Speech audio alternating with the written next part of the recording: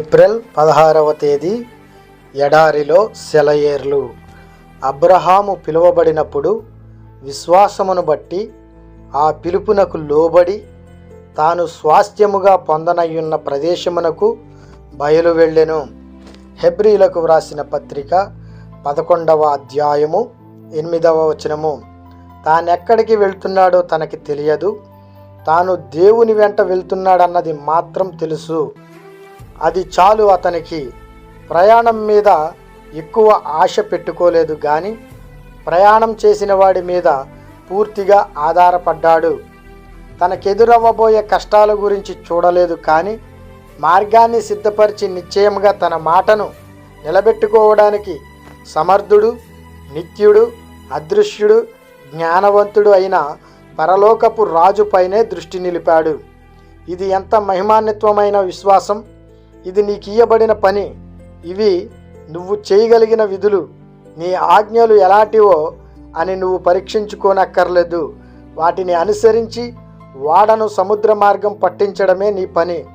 అన్నిటినీ వదిలి లేచి క్రీస్తుని వెంబడించు.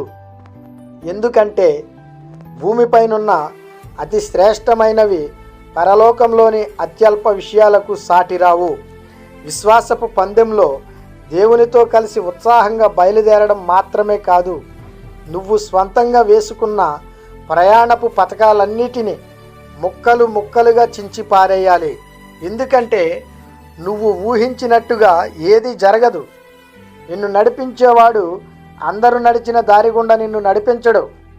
నీ కళ్ళు ఆ దారులను చూస్తాయని నీ కళల్లో కూడా నువ్వు ఊహించి ఉండవు.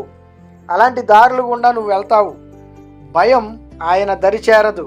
అలానే ఆయన నీతో ఉన్నంతకాలం నువ్వు కూడా దేనికి భయపడకూడదని ఆయన అంటున్నాడు. మసక చీకటిలో తడుములాడుతూ దారితెను లేక ఒంటరిగా వెలుగు దేశాన్ని వెతుకుతూ చీకటి కొనల్లో తిరుగుతున్నాను. దేవుడు నా చెయ్యి పట్టుకున్నాడు, దారి తప్పకుండా నడిపించాడు. నాకు తెలియని క్షేమ మార్గాల్లో, నిశ్చల జలాల వెంట పచ్చిక మైదానాల్లో ఆయన్ను అనుసరించాను. చీకటి చిన్నాభిన్నమైపోయింది. అలసిన నయనాలు ఉదయాన్ని చూపాయి. ముందుకి అరుణోదయంలోకి ఆయన చేతిలో చెయ్యి వేసి రాత్రికి దూరంగా సాగిపోయాను.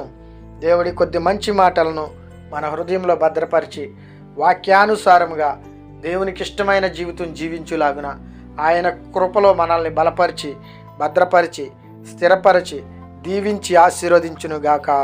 ఆమేన్.